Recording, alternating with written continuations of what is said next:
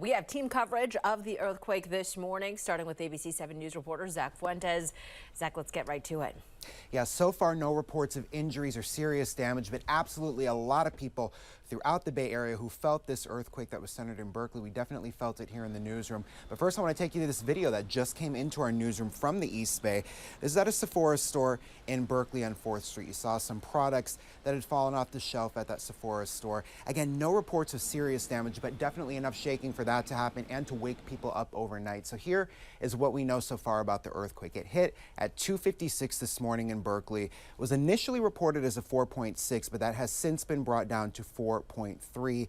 It's believed right now to be along the Hayward fault. So we want to take a look now at a map from the USGS where folks who felt the shaking report, and this is a different map, but we know that people reported feeling the shaking as far north as Santa Rosa and as far south as Salinas, Stockton even. I spoke with the USGS this morning. One of the local seismologists told me that this is what they consider a small earthquake, even though the shaking from it was enough to wake people all over the Bay Area this morning. But shaking is variable and it depends a lot on your location, what kind of building you're in, what kind of land you're standing on.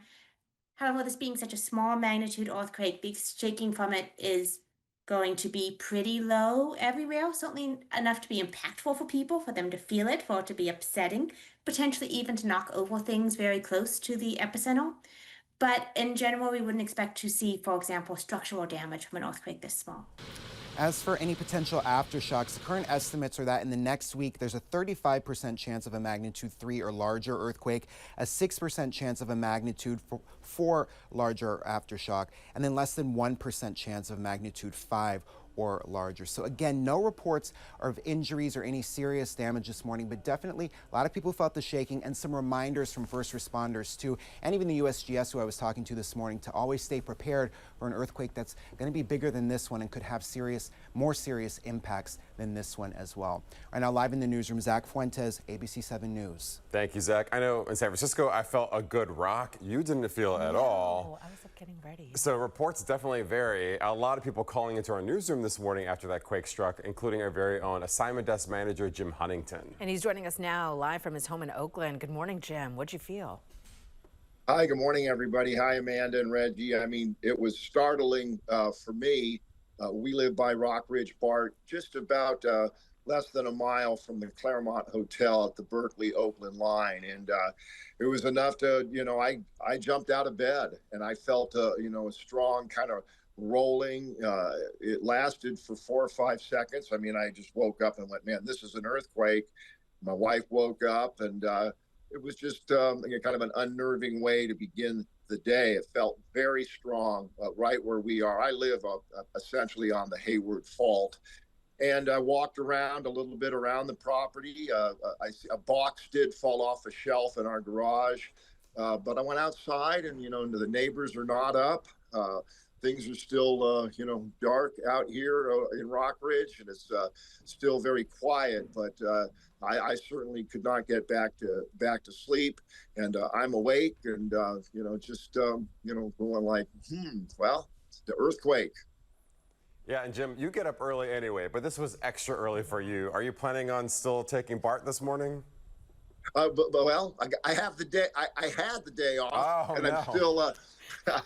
I've got some plans. I see that we're texting that things are running a little bit slow this morning in the BART system while they check out the rails. But yeah, I would definitely still, take BART to work today. And it sounds like it was just one of these earthquakes that wakes everybody up in the middle of the night. Thank goodness, so far, no reports of damage. But I would imagine some things, if something fell off my shelf in the garage, that other people, hopefully it would just have, minor damage. We'll just have to see on these earthquakes. It always takes an hour or 2 or 3 to really kind of figure out what was impacted.